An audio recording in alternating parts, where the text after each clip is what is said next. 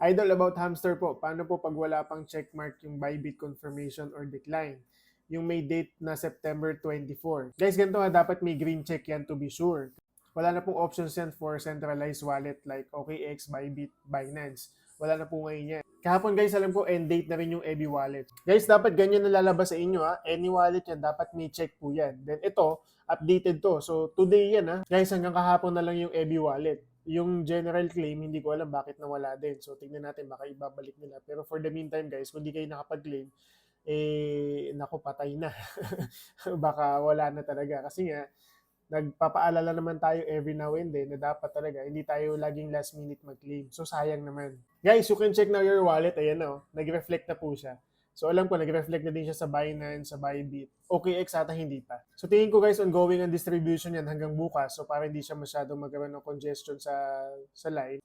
Guys, kapag na-list na po ang price ng Hamster Combat token sa mga exchangers natin, hayaan nyo lang muna. Magpa-fluctuate pa yan. Masyado pang malikot ang prices niyan. Huwag muna tayo wag muna tayo magbenta or wala muna tayong, basta do nothing muna.